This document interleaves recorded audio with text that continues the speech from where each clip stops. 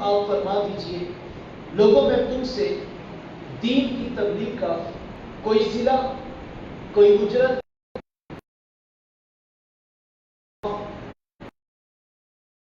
मैं तुमसे तुम बात, मैंने पैगाम तुम्हारी मैंने तुम्हें दीन की बात सुनाई, तुमने आगे से पत्थर उठा लिए। मैंने रब की तौहीद बतलाई, से दलाइल देकर इनकार करना चाहा, लेकिन इसके बावजूद ला अस्अलुकुम अलैहि अजरा, इसके बावजूद मैं तुमसे कुछ नहीं मांगा। इल्लल मवद्दत फिल कुर्बा, मगर मेरे कराबतदारों से प्यार करना, मेरे करीबियों से मोहब्बत और मुवद्दत का रिश्ता कायम रखना। इस पर उलमा ने गुफ्तगू की है कि जब मैंने कहा कि मैं कुछ नहीं मांगता, तो बाद में कराबतदारों की मोहब्बत का सवाल क्यों रखा? अगरचे ये कोई मादियत की चीज नहीं है, लेकिन बाहर के सिले की एक सूरत तो बनती है। तो अहले इल्म ने बड़ा खूबसूरत जवाब दिया, कहा यह भी हुजूर अलैहिस्सलाम ने अपनी जात के लिए, इसमें भी उम्मत की भलाई पेशे नजर थी। अगर तुम मेरे अहले बैत रसूल से प्यार करोगे तो फायदा मेरा नहीं, फायदा तुम्हारा ही है कि तुम कभी भी गुमराह नहीं होगे, तुम कभी भी गुमराह नहीं होगे जब तक तुम कुरान और अहले बैत के दामन से वाबस्ता रहोगे। लम तदिल्लु बादी, तुम मेरे बाद कभी गुमराह नहीं होगे। हुक्म इरशाद फरमाया, ताकीद फरमाई, युज़क्किरुकुमुल्लाह के साथ फरमाया मैं तुम्हें अपने अहले बैत के बारे में अल्लाह की याद दिलाता हूं, इनके बारे में ख्याल करना, और फिर अपने अमल से अहले बैत से मोहब्बत करके उम्मत के सामने बतौर मिसाल और नमूना पेश कर दिया कि हुजूर इनसे इस कदर प्यार किया, कितना प्यार किया करते थे मेरे हुजूर। इसलिए थोड़ी सी इको ऑफ होगी बेटा, बिल्कुल सिंपल सादी आवाज है। कितना प्यार किया करते थे मेरे हुजूर हसनैन करीमैन रज़ियल्लाहु तआला अन्हुमा के साथ कि कभी मेरे हुजूर शहजादों को कंधों पर खड़ा करते हैं तो कभी अपने मुबारक सीने पे बिठा लेते हैं, कभी अपनी मुबारक जुबान उनके मुंह में रखते हैं और कभी उनकी जुबान अपने मुबारक मुंह में रखते हैं।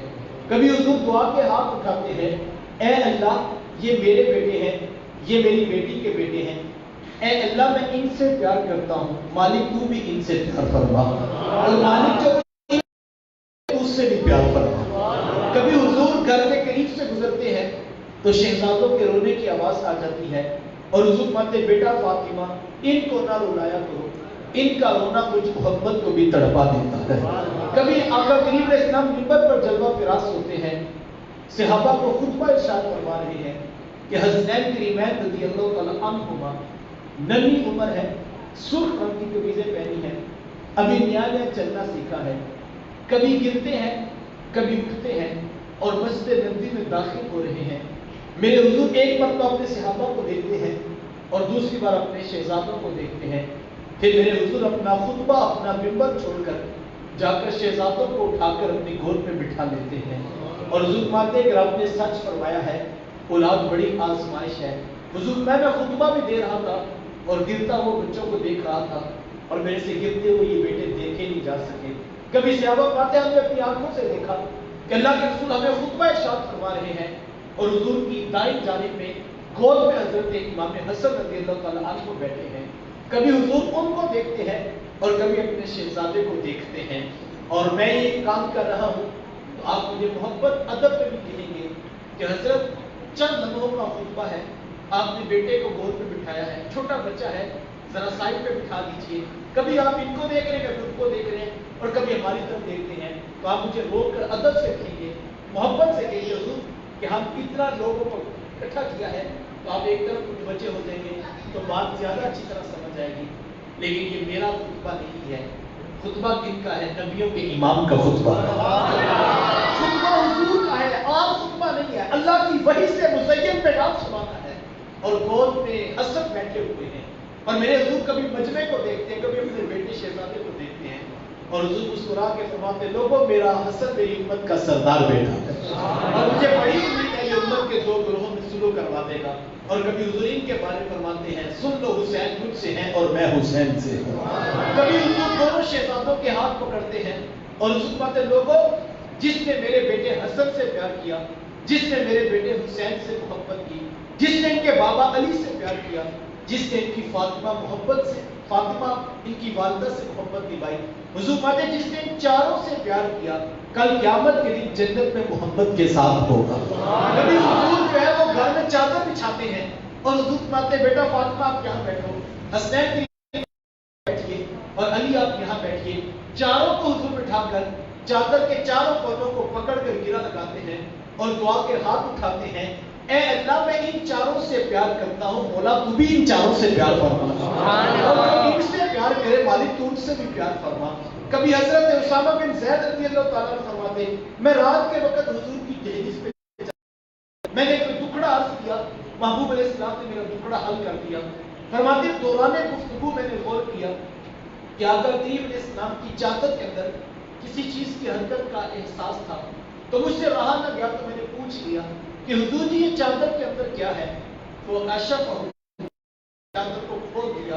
فرماتے میں نے اپنی آنکھوں سے دیکھا ایک پہلو سے امام حسن لپٹے ہوئے تھے, دوسرے پہلو سے امام حسین لپٹے ہوئے تھے. کبھی حضور یوں بھی محبتوں کا اظہار فرماتے ہیں اور کبھی حضرت ابو ہریرہ رضی اللہ تعالیٰ عنہ فرماتے ہیں کہ میں صبح کے وقت حضور کے ساتھ چل دیا, آقا کریم میرا ہاتھ پکڑا تھا, چلتے چلتے حضرت فاطمہ الزہرا رضی اللہ تعالیٰ عنہ کا آنگن آ گیا. حضور داخل ہوئے اور حضور علیہ السلام نے آواز دے کر کہا میرے شہزادے بیٹے کدھر ہیں؟ تو اتنے حضرت امام حسن رضی اللہ تعالیٰ عنہ دوڑتے ہوئے آئے. حضرت ابو ہریرہ رضی اللہ تعالیٰ عنہ فرماتے ہیں میں نے اپنی آنکھوں سے دیکھا حضور نے بازو کھول دیے اور شہزادے آ کر حضور کے سینے سے لپٹ گئے.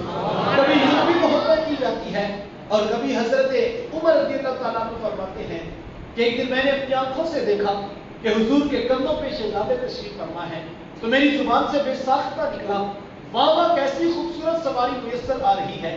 تو حضور میں عمر سواری دیکھ رہے ہو, ذرا شاہ سوار بھی تو دیکھو کتنا پیارا ہے, میرا بیٹا بھی تو دیکھو نا کتنا پیارا ہے. اور کبھی صحابہ رسول فرماتے ہم حضور کے پیچھے نماز پڑھ رہے تھے, دوران نماز جب سجدے میں حضور تشریف لے گئے فرماتے سجدہ طویل ہو گیا.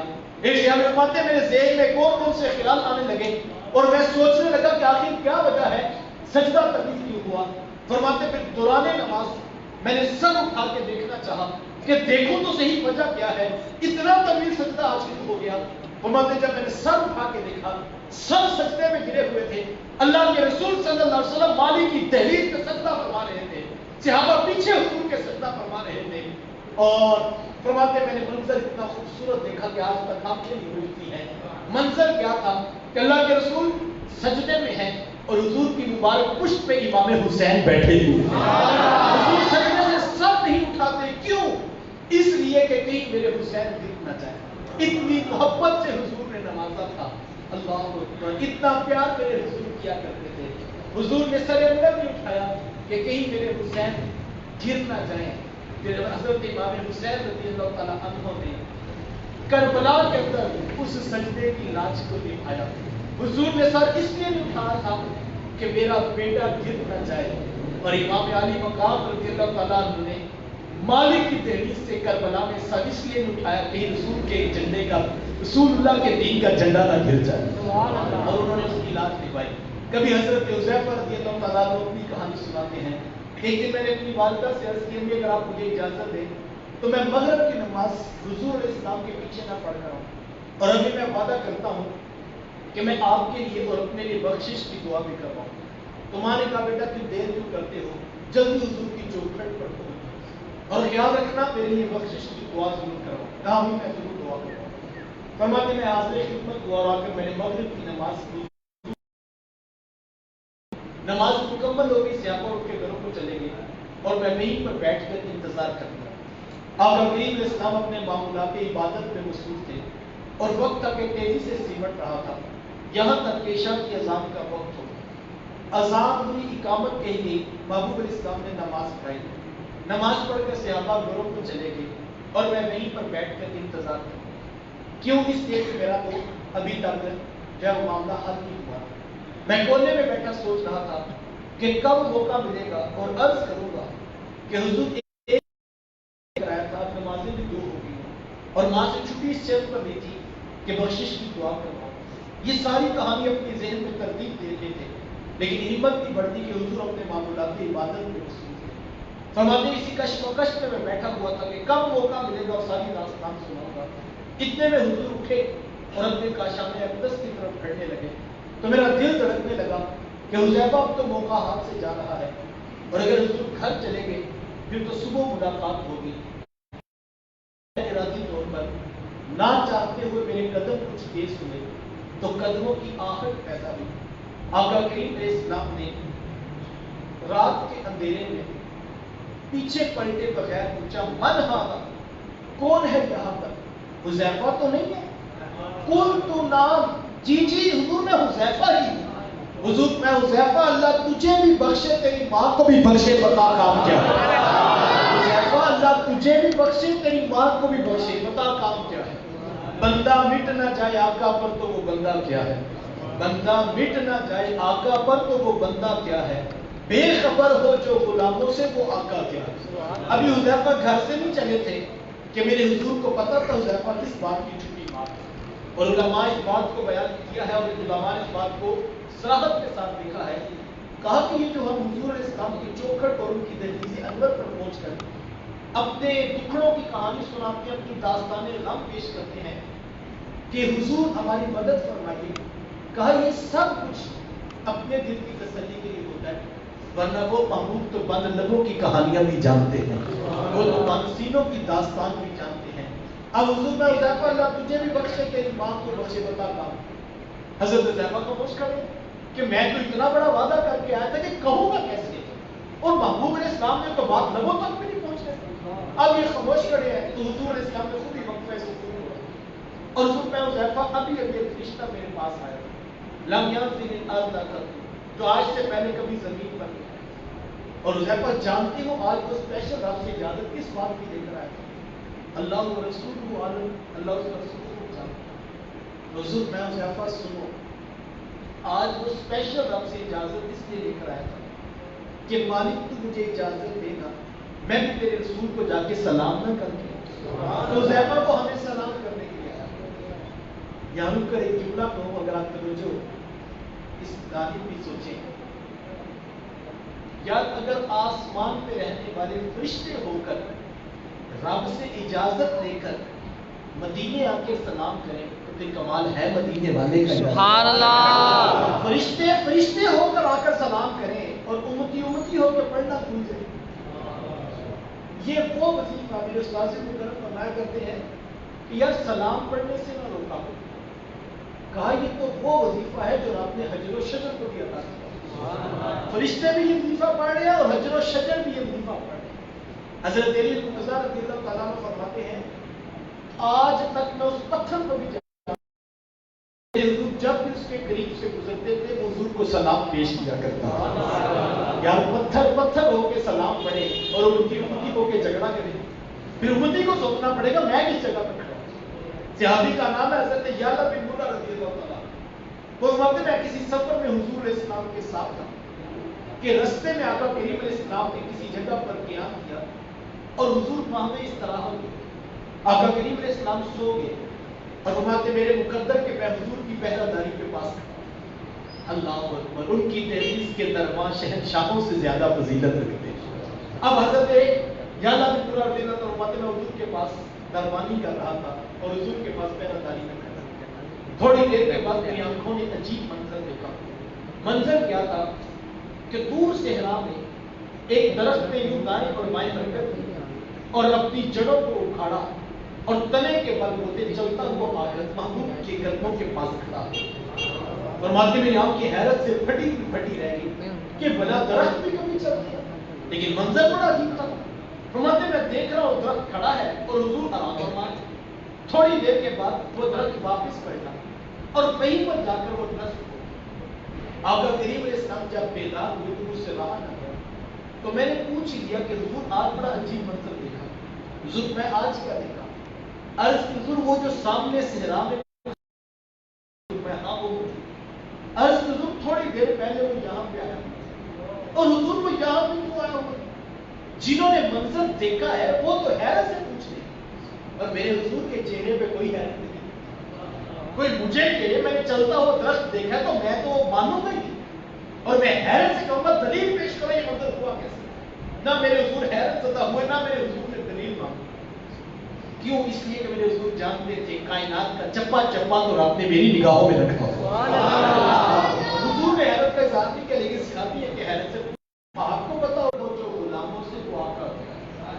علماء نے اس بات کو لکھا ہے کہ جس طرح رب کی ذات رب العالمین ہے، حضور علیہ السلام پوری کائنات کے لیے رحمت للعالمین ہے۔ تو یہ کیسے ہو سکتا ہے کہ حضور جس کے لیے رحمت بن کے آئے ہو، وہ حضور کی دہلیز پہ آئے، حضور کو پتہ نہ چلا؟ تو صحابی نے پوچھا کہ حضور وہ کیوں آیا؟ تو حضور نے آقا کریم علیہ السلام نے شرط فرمایا، حضور میں آج ہم اس کے قریب آئے تھے، اجازت مانگی کہ مالک تیرا محبوب آج ڈیرے آیا ہے، اگر مجھے بھی اجازت ہو تو محبوب کی چوکھٹ پہ جا کے سلام نہ پیش کرتے ہو؟ تو وہ ہمیں سلام کرنے کے لیے آیا ہوا ہے۔ اللہ اکبر! یعنی اتنا بڑا وظیفہ ہے جو حجر و شجر پر رب نے عطا کیا۔ سلام پڑھنے سے نہ پڑھنے تو کوئی دوپہر یہ تو وہ وظیفہ ہے جو رب نے حجر و شجر کو بھی عطا کیا۔ اور ایک اور بات سادہ سی ہے، آپ گلی سے گزر رہے ہیں، کوئی چھوٹا بچہ آپ کو سلام کرے، ایک دن، 2 دن، 3 دن، تو چوتھے دن آپ بھی موٹر سائیکل سے بریک لگا کر پوچھ لیتے ہیں کہ بیٹا آپ کس کے بیٹے ہیں، روزانہ مجھے سلام کرو۔ کہا یہ وظیفہ اپنی اولادوں کو اتنا پڑھا دو، صبح بھی حضور کو سلام، دوپہر بھی محبوب کو سلام، رات بھی حضور کو سلام، تو یار کبھی تو حضور بھی پوچھیں گے نا یہ کس کا پتر ہے روزانہ مجھے سلام پیش کرتا ہے۔ اور حضور کے لبوں پر امتی کا نام آ گیا تو پھر محبت کا تعلق پورا ہوگا کہ نہیں ہوگا؟ تو حضور میں حذیفہ کو مجھے سلام کرنے آیا تھا، اور حذیفہ اس فرشتے نے مجھے آ کر بتایا ہے کہ میری بیٹی فاطمہ جنتی عورتوں کی سردار ہیں، اور میرے بیٹے حسنین کریمین جنتی جوانوں کے بھی سردار ہیں۔ سیدنا شباب اہل الجنہ، یہی 2 نوجوان ہیں جو جنتی جوانوں کے بھی سردار ہیں۔ یہ حدیث آپ نے علماء سے پہلے بھی سنی ہے، میں نے بھی آپ کے سامنے رکھی ہے، اور میں یہ کہتا ہوں میں یہ حدیث آج نہ بھی سنا تھا تو میرا یہ دعویٰ ہے کہ اس مجمع میں بچے کو اگر میں پوچھوں کہ بیٹا جنتی جوانوں کے سرداروں کے نام کیا ہے، تو بچے کو پتا ہے۔ اگر میں پوچھوں کہ بیٹا سورت میں قرآن مجید میں ٹوٹل صورتیں کتنی ہیں، تو شاید سارے بتا سکتے۔ اور اگر میں پوچھوں کہ بیٹا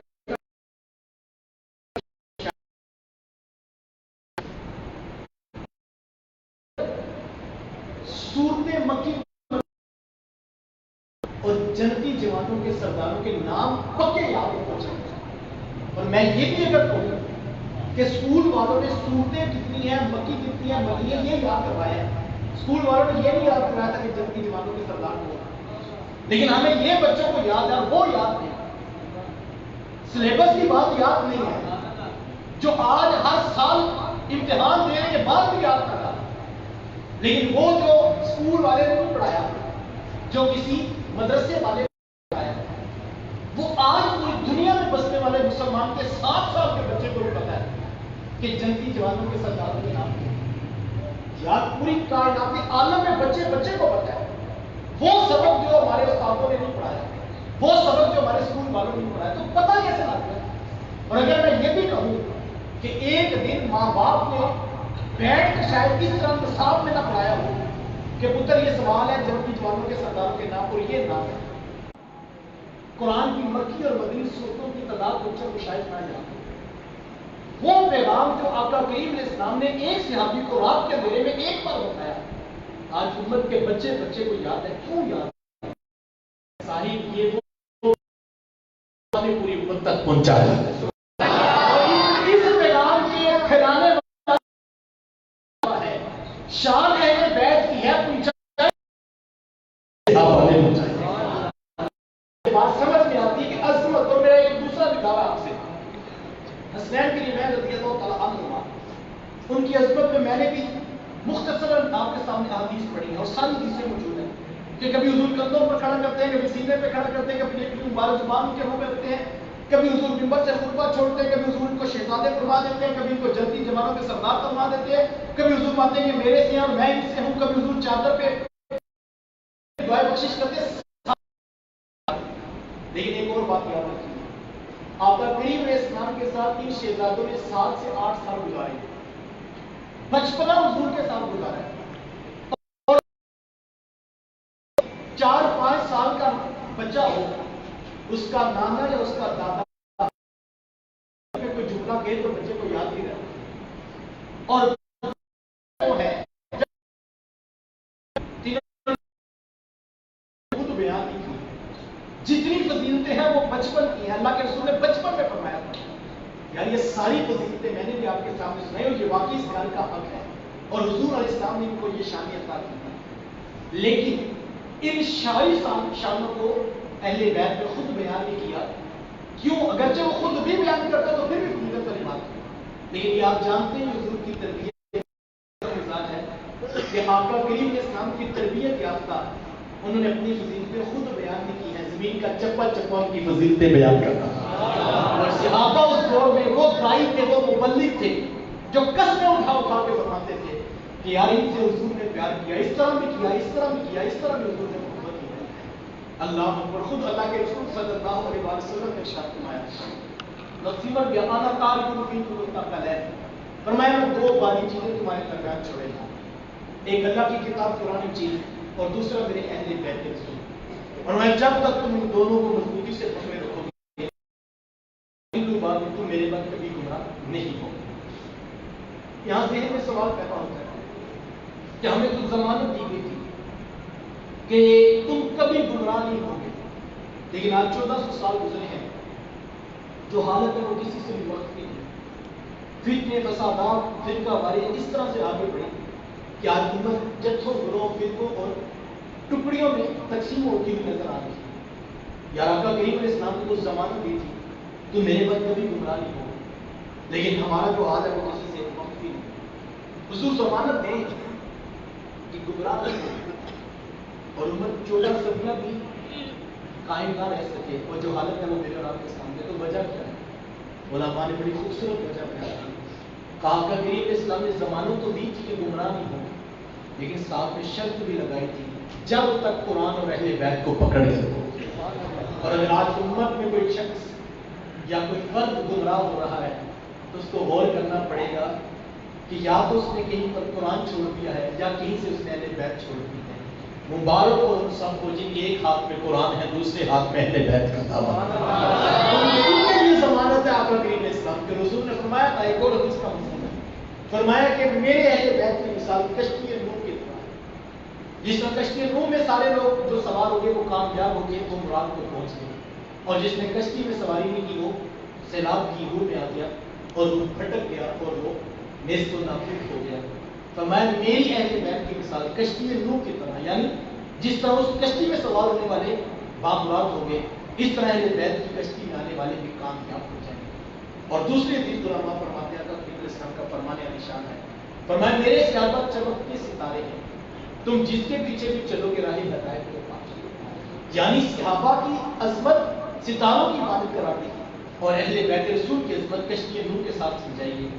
اور اہل علم نے بڑی خوبصورت اس میں تطبیق کرتے ہوئے کہا جو سمندری سفر کیا کرتے ہیں، یعنی بات ہے کشتی میں جس نے سفر کرنا ہے وہ سمندر کا سفر کرے گا، تو کہا کہ کشتی میں سمندر میں سفر کرنے کے لیے دو چیزوں کا ہونا بڑا ضروری ہے. ایک تو کشتی کا ہونا بہت ضروری، اس کا انکار نہیں، کیونکہ جو سفر کرنا ہے سواری ہوگی تو سفر شروع ہوگا اور پھر جو ہے وہ انسان منزل پر پہنچ سکے. کہا اگر سفر تو شروع ہو جائے، کشتی بھی پاس ہو، لیکن جانا کہاں پہ منزل میں جب رکھا ہوگا تو پھر سفر شروع تو ہو جائے گا لیکن منزل مل نہیں سکے. تو پھر سفر کا تعین، منزل کا تعین کیسے ہوگا؟ علماء نے کہا کہ سفر جب کشتی پہ کرتے تھے لوگ تو آسمان پر چمکتے ہوئے ستاروں کو دیکھتے تھے اور پھر ان کی حرکت سے اندازہ لگا لیتے تھے ہم نے کس طرف جانا ہے. کہا حضور نے فرمایا تھا میرے صحابہ چمکتے ستارے ہیں، اور آگے فرمایا تھا تم جس کی طرف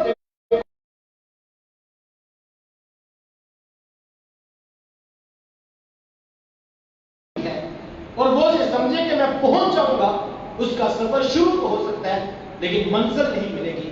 اور اگر کوئی منزل کی طرف جب ستاروں پر تو نظر آ کے بیٹھا ہوا ہے کی ضرورت نہیں ہوگا، اور اگر اس نے کشتی تو مضبوطی سے پکڑی ہے اور کہتا ہے مجھے ستاروں کی حاجت ہی کوئی نہیں ہے چونکہ میرے پاس کشتی ہے، تو اس کا سفر شروع ہو کر کبھی منزل کی طرف نہیں جائے گا. کسی کا شروع نہیں ہوگا کہ اس نے کشتی کو چھوڑ دیا، کسی نے کشتی کو پکڑ لیا اور اس کا سفر شروع تو ہو گیا لیکن منزل نہیں ملے گی. مبارک ہو ان کو جن کے ایک ہاتھ میں کشتی والے ہیں، دوسرے نظر ستاروں پہ لگائے بیٹھے ہیں، وہی کامیاب و بامراد ہیں. فرمایا وہ دو باری چیزیں لے کر جا رہے ہیں، ایک اللہ کی کتاب قرآن مجید اور دوسرا میرے اہل بیت رسول۔ جب تک مضبوطی سے پکڑے رکھو گے تم کبھی گمراہ نہیں ہو۔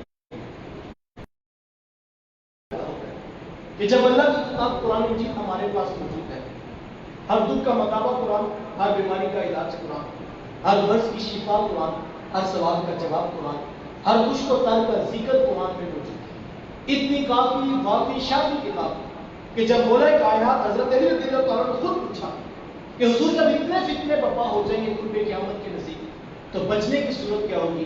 حضور میں علی اللہ کی کتاب قرآن مجید، جو قرآن سے جڑ گیا اس نے ہدایت پالی، اور جس نے قرآن کو چھوڑ کر کہیں اور سے ہدایت دینا چاہیے علی اللہ اس کو گمراہ کر دے۔ تو یہاں ذہن میں سوال پیدا ہوتا ہے، جب قرآن مجید ہمارے پاس رہتی دنیا تک نصاب زندگی موجود ہے تو پھر ہمیں اہل بیت کی ضرورت کیوں ہے؟ میرے استاد نے بڑا سادہ سا جواب دیا کرتے ہیں، آپ فرماتے بیٹا ایک ہوتی ہے تھیوری اور دوسرا ہوتا ہے پریکٹیکل۔ تھیوری کہتے ہیں لکھا ہوا نصاب تعلیم، اور پریکٹیکل کہتے ہیں اس کی عملی مشق۔ فرمایا تمہیں دو چیزیں دے کر جا، ایک اللہ کی کتاب میرے اہل بیت۔ میرے شیخ فرماتے بیٹا اگر تم اسلام کا تھیوری کا نظام دیکھنا چاہو، لکھا ہوا نصاب زندگی دیکھنا چاہو تو قرآن مجید کو کھول کر دیکھ لو، اور اگر کبھی شوق آ جائے کہ آپ ایسا خوش قسمت بھی ہے جس نے اس کے اوپر پریکٹیکل کر کے دکھایا ہے تو کہا بیٹا پھر کربلا کے تپتے ہوئے ایک ساتھ میں حسین ابن علی رضی اللہ تعالیٰ عنہ کا کردار دیکھا۔ تمہیں 22,000 کی ننگی تلواروں کے سامنے تنے تنا ڈٹے ہوئے آل رسول کے یہ شہزادے زندگی گزارنے کا ڈھب، اسلوب اور طریقہ سکھا۔ کیا اختلاف تھا میرے امام کا یزید کے ساتھ؟ آپ کا خطبہ نور بالکل واضح موجود ہے، آپ نے نام لے کر مشخص کر کے کہا تھا لوگوں آنا حسین بن علی بن ابی طالب، میں حسین بن علی بن ابی طالب، میرا نام یہ ہے، اور یزید قاتل النفس شارب الخمر فاسق الولد، یزید قاتل ہے، شرابی ہے، اعلانیہ گناہ کرتا ہے، لہذا حسین جیسا شخص یزید جیسے شخص کی بیعت نہیں کر سکتا۔ یہ بنیادی اختلاف تھا جس کی بنیاد پر اتنی بڑی قربانی ہوئی۔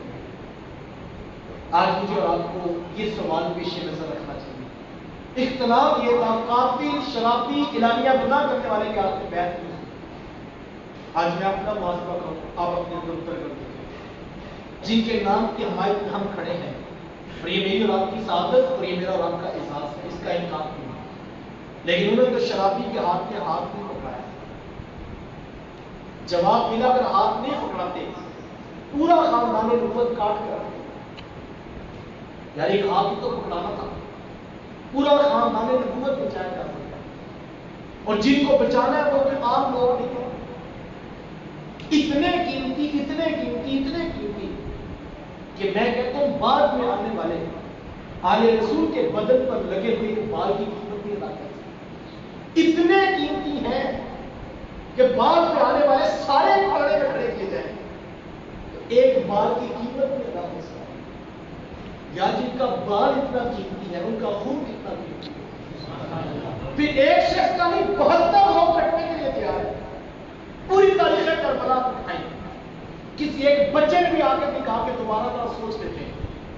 ہمارے ہاں تو کہیں پر اختلاف ہو جائے، کہیں پر بڑے ثقافت کے ساتھ کھڑے ہو جائیں تو چھوٹوں میں سے کوئی شخص کہہ دیتا ہے ذرا دوبارہ فیصلے پہ غور کر لیں، آگے کھانے کے چاہیے بڑے مسائل ہیں، ایک بار دوبارہ غور کر، لیکن آپ پوری تاریخ کربلا اٹھائیں۔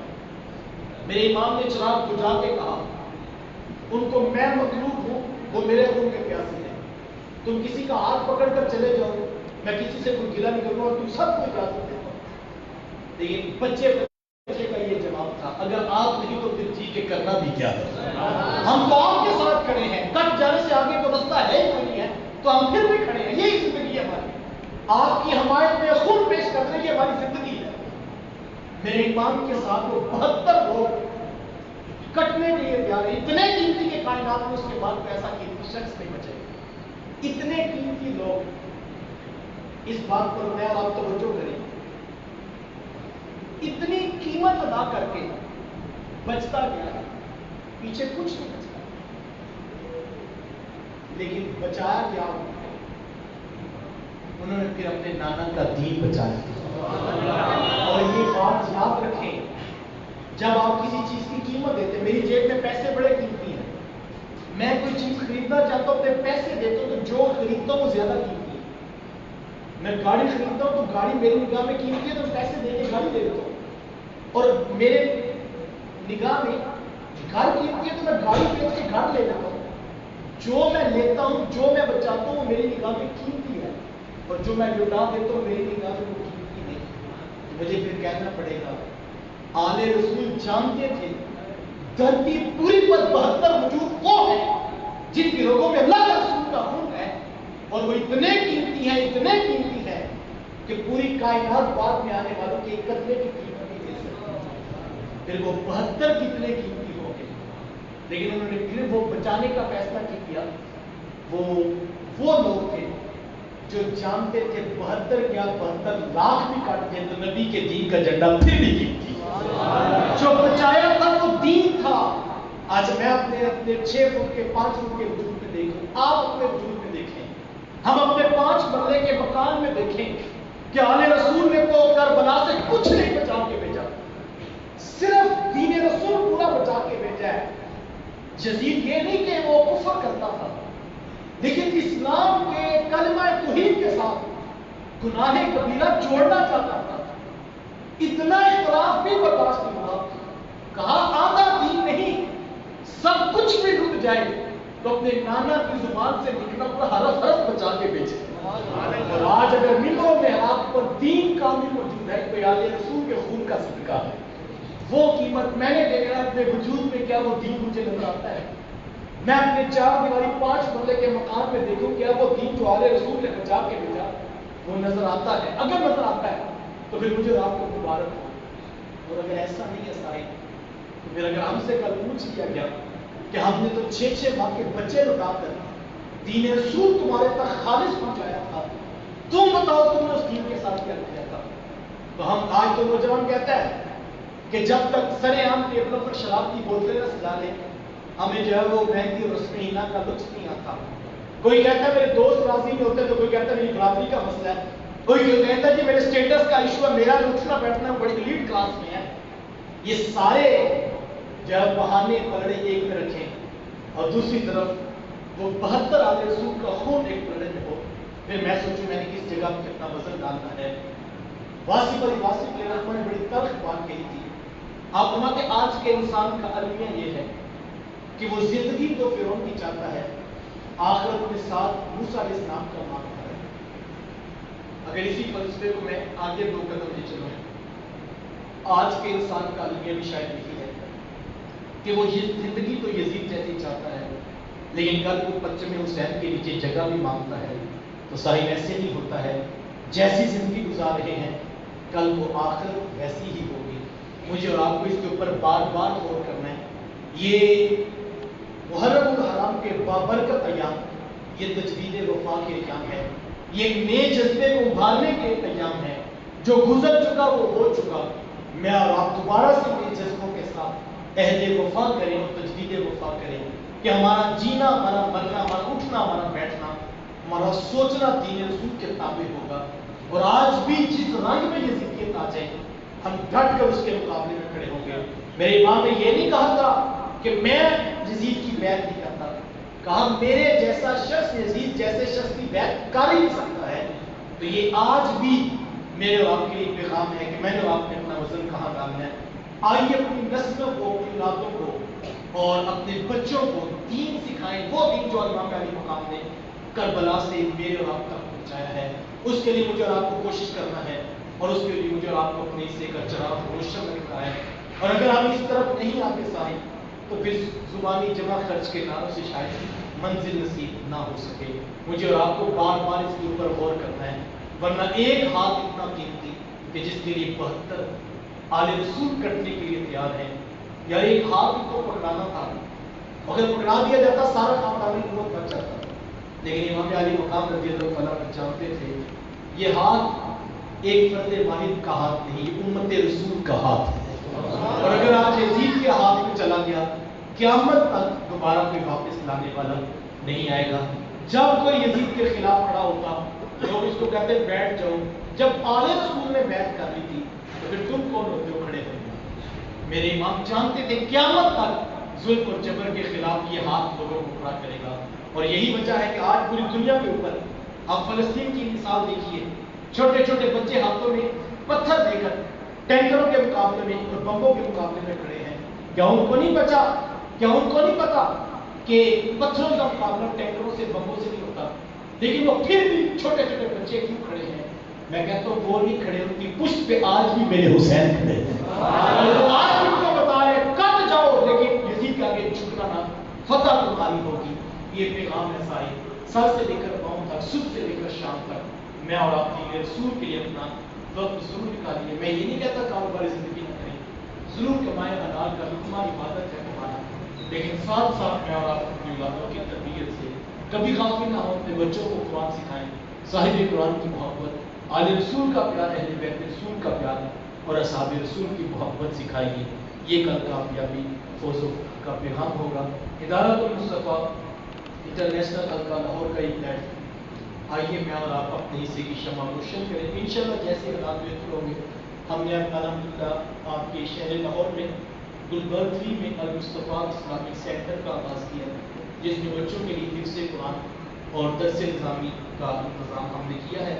اور انشاءاللہ 15 ستمبر سے باقاعدہ کلاسز کا آغاز ہوگا لاہور میں. اس کے حوالے سے ہم کام کر رہے ہیں.